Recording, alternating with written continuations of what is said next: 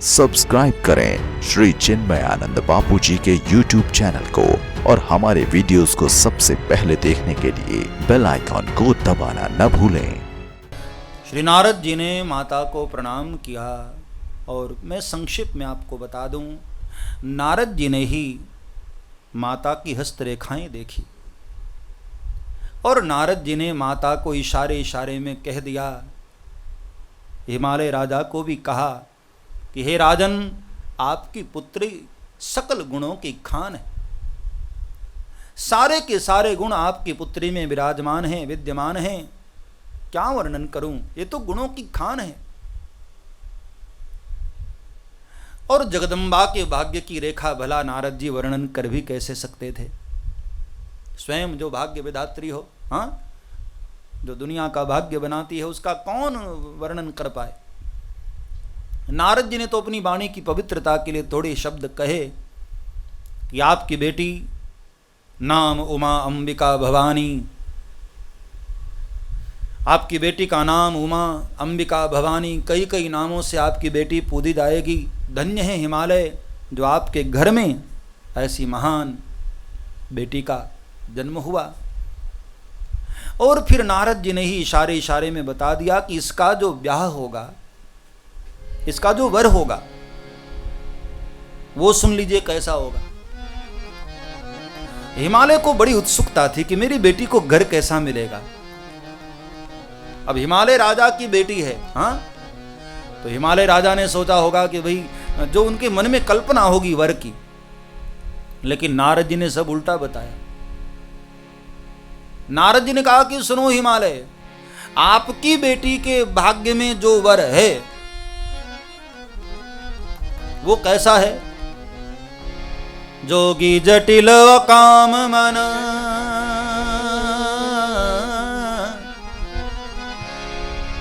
जोगी जटिल काम मन, नगन अमंगल वेश। जोगी जटिल काम मन, नगन अमंगल वेश।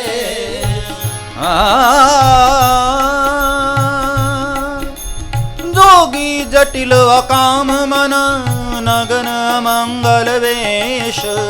जोगी जटिल काम मन, नगन अमंगल वेश। जोगी जटिल काम मन, नगन अमंगल वेश। जोगी जटिल काम मन, नगन अमंगल वेश। जोगी जटिल काम मन, नगन अमंगल वेश। जोगी जटिल काम मन, नगन अमंगल वेश। अस स्वामी यही कह मिलही, पढ़ी हस्त वस रेख। अस स्वामी ये काम ले, करी हस्त रेख। जोगी जटिल अकाम मन, नगन अमंगल वेश। जोगी जटिल काम मन, नगन अमंगल वेश। आपकी बेटी का जो वर होगा वह योगी होगा। योगी जटिल जटाओं वाला होगा, उसके सिर पर जटाएं होंगी। भाई जब वर की बात चलती है तो सब कुछ बताना पड़ता है ना। उसकी प्रॉपर्टी कितनी है, वो करता क्या है, दिखने में कैसा है, हाँ, हैंडसम है या कुरूप है, सब कुछ बताते। जो रिश्ते करवाते हैं ना, वो सब सारी बातें बताते हैं। भाई लड़का है बड़ा सुंदर, पढ़ा लिखा है, माँ बाप का इकलौता है, खूब पैसे वाला है, प्रॉपर्टी बहुत है, ऐसा बताते हैं ना। अब नारद जी ने भोलेनाथ की जरा तारीफ की है। जोगी जटिल काम मन, कैसा है लड़का, योगी है। दिखने में कैसा, हेयर स्टाइल कैसी, बोले जटाओं वाला है, बड़ी बड़ी जटाएं। मन में उसकी कल्पनाएं क्या, इच्छाएं क्या है, बोले अकाम मन, कोई कामना नहीं। अच्छा तो कपड़े उपड़े तो अच्छा पहनता होगा, ले बोले नहीं नहीं, नगन अमंगल वेश। कोई कपड़े कौपिन तक नहीं पहनता है, दिगंबर, अमंगल वेश। हिमालय की तो धड़कन बढ़ने लगी, ब्लड प्रेशर हाई होने लगा कि बाबा क्या बोल रहे हो, दक्षिणा कम पड़े तो और बढ़ा दूं।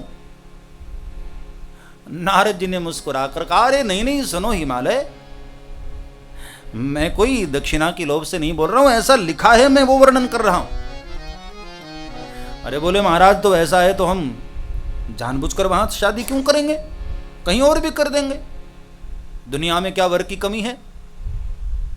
सुनकर नारद जी मुस्कुराए कि काश हिमालय ऐसा हो पाता। कह नारद हिमवंतु सुनो जो विधि लिखा लीलार। हे हिमालय सुनो, विधाता ने जो लिख दिया है भाग्य में ना, उसको कोई मिटा नहीं सकता है। दुनिया में वर तो बहुत हैं हिमालय, लेकिन इसकी बेटी, आपकी बेटी के भाग्य में जो वर है ना वो ऐसा ही है। और हां, मेरा जो मन कहता है कि ये सारे के सारे जो अवगुण इसके हाथ में दिखाई दे रहे हैं, ये सारे के सारे अवगुण भोलेनाथ से मिलते जुलते हैं।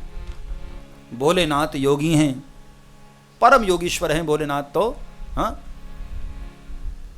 जटाओं वाले हैं, दिगंबर रहने वाले हैं। जटाटवी गलज्वल प्रवाह पावित स्थले, ऐसे भोलेनाथ। और अकाम मन, जहां कामदेव भी जाकर भस्म हो जाता है, ऐसे अकाम मन। नग्न अमंगल वेश, दिगंबर रहने वाले, भभूत लगाने वाले, सर्पों की माला आभूषण धारण करने वाले, ऐसे तो केवल भोलेनाथ। और आपकी बेटी का ब्याह भोलेनाथ से हो जाए हिमालय, फिर तो आपकी बेटी भी धन्य हो जाएगी, सारे दूषण भी भूषण हो जाएंगे।